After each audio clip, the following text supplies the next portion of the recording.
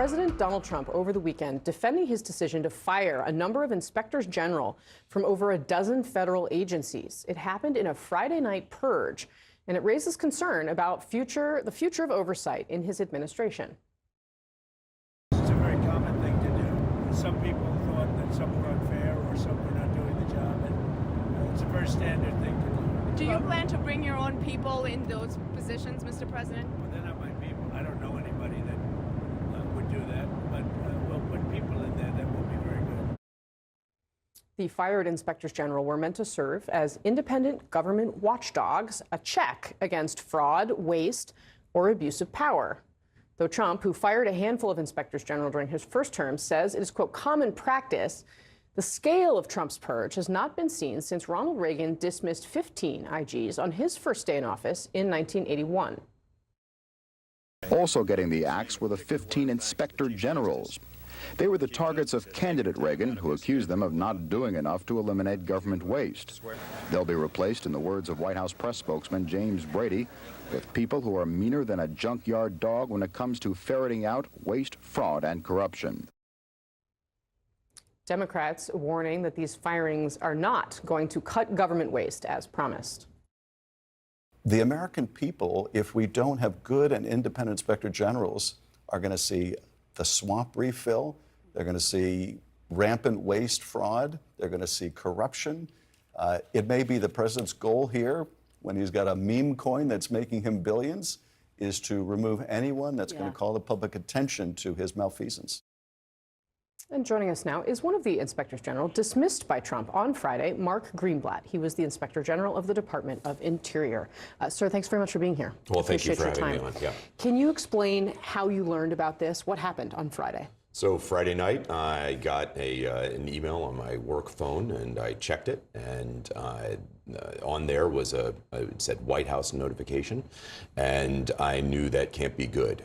In the prior Trump administration, President Trump had removed 2 inspectors general, both of which were on Friday nights. And so those are Friday night, Friday night massacres at that time. And so to get an email from the White House saying White House notification on a Friday night at 7:30, I knew that couldn't be good. And so I opened it up, and there was a 2-sentence email from the Director of Presidential Personnel that said, in light of changing priorities, you are, terminated from your position at the, Department of the Interior, effective immediately, and thank you for your service. So have you had a chance to clean out your office? No, actually, my email has been cut off, and I don't know what's going to happen with my things. I was there for 5.5 years, and so we'll see. You were appointed by Donald Trump, or named to this position by Donald Trump back in 2019. Do you have any sense of why he would put you on this list? No, I don't know.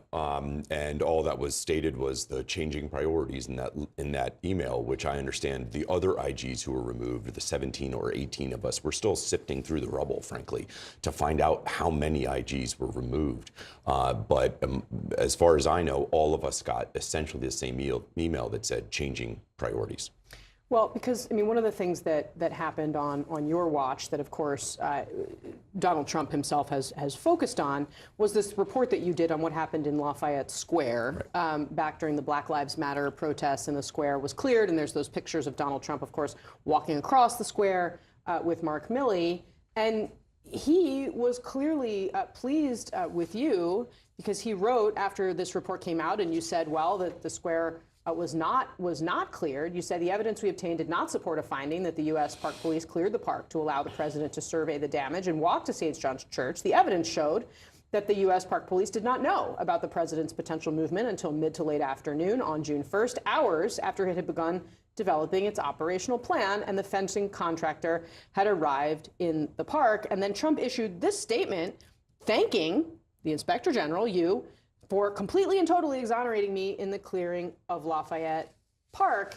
It just seems as though the work that you're doing, and it's trustworthy, et cetera, has put him in a positive light, not a negative one. Well, we do fair, objective, independent oversight, and I've been doing that for 5.5 years, and I'm very proud of the work that my team has done during my tenure as Inspector General. And so I would agree with you. I don't know what the basis of the removal was, but we've been doing good, high-impact work trying to help the American taxpayer. We are the taxpayers' representatives inside the Department of the Interior, and I think we've been doing that job really well.